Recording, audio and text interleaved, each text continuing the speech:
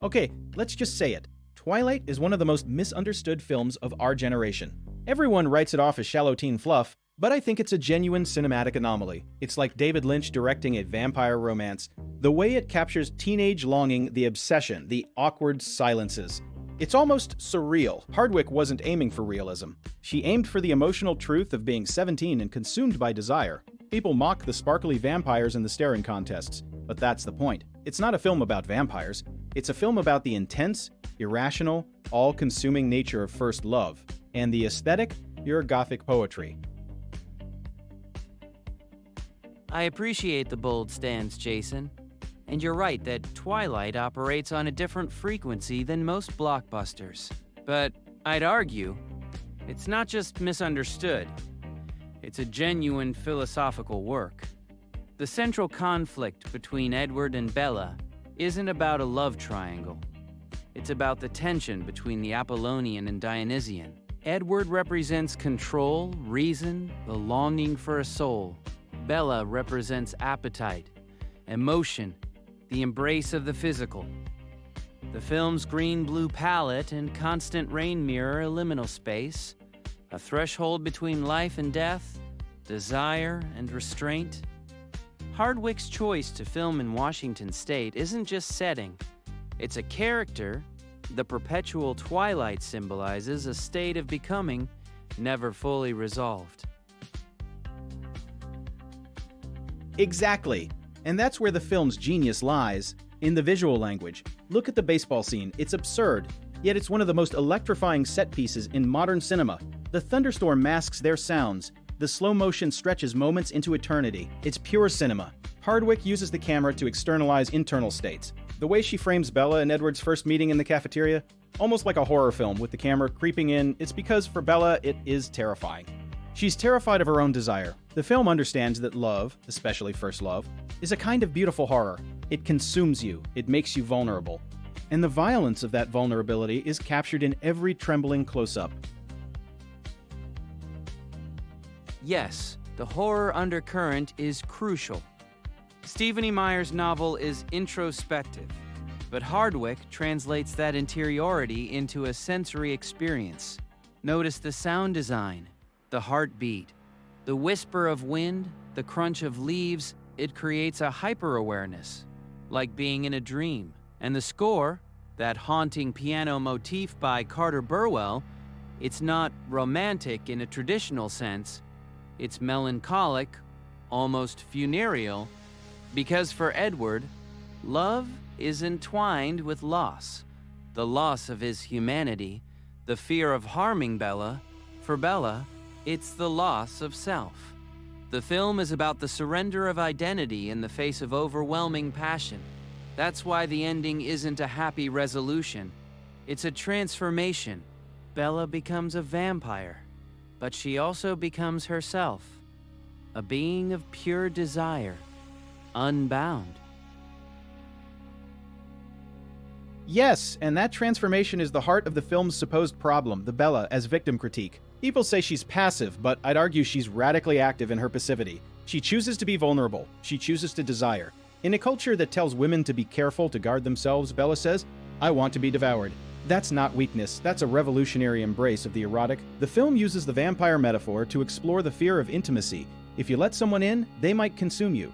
But Bella willingly steps into that abyss. It's a feminist parable about owning your desire, even if it's dangerous.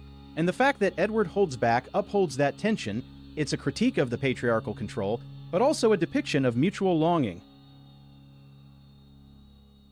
I agree, but let's complicate that. Edward's restraint isn't just about patriarchy. It's about the ethics of love. He's a creature of centuries, and he's terrified of corrupting her. In that sense, the film is a meditation on restraint as an act of devotion. But also, Bella's desire for transformation. She wants to become a monster, to shed her mundane self. That's a profound existential choice, to embrace otherness. The film's cultural impact, that huge fandom, stems from this. It gave voice to a generation of young women who felt like outsiders, who desired something more than the safe suburban life. Twilight validated the intensity of that longing. And the backlash? It's because the film exposed something raw, something that makes people uncomfortable. The irrationality of love. And that's why its legacy is more complex than people admit. Twilight didn't just influence a wave of paranormal romance, it changed how young audiences engage with film on an emotional level. The internet exploded with fan edits, fan fiction, rewatches. It became a participatory text. And the visual style, the desaturated palette, the hazy filters, it's been copied endlessly. But more than that, Twilight taught a generation that cinema can be a safe space for extreme emotion. It's okay to be melodramatic, to be obsessive, to be earnest. In an age of irony, Twilight dared to be sincere. And that sincerity, even if flawed, is its power. It's a film that loves its characters unconditionally, and that love is contagious. Indeed, it's a film that wears its heart on its sleeve, but also one that rewards deeper analysis. The relationship between the text and the subtext is rich.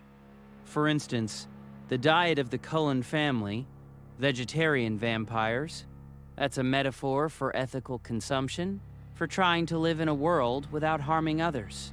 It's about aspiration, about the struggle to be good despite one's nature. And Bella's choice to join them is a choice to embrace a life of discipline and sacrifice, not just eternal youth.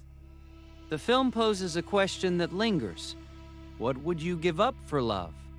Your humanity? Your mortality? Your place in the sun? Twilight takes that question seriously, and in doing so, it achieves a kind of tragic beauty. So to all the haters out there, give Twilight another chance. Watch it not as a guilty pleasure, but as a cultural artifact. Let it wash over you. Feel the cold, rainy atmosphere. Let the score sink in. Pay attention to the silences, the looks. This is a film that knows exactly what it is and executes it with conviction. It's a perfect time capsule of post-9/11 anxieties, of a generation negotiating identity in a fractured world. And it's just gorgeous. So hit that like button if you're ready to defend Twilight as art. Comment below, is it a masterpiece or a mess? Let's argue. Subscribe for more deep dives into misunderstood cinema. Peace out. And as we close, I'll leave you with this. Twilight is a film about thresholds between life and death, love and obsession, the ordinary and the sublime. It refuses to resolve its tensions, leaving us in a state of perpetual twilight. Perhaps that's the point, that some questions are more beautiful unanswered. The film invites us to dwell in the ambiguity, to sit with the discomfort of desire. In a world that demands clear categories, Twilight celebrates the in-between. So whether you love it or dismiss it, I hope you'll consider what it reveals about our collective longing for something transcendent. Thank you for watching, and may you find your own beautiful darkness.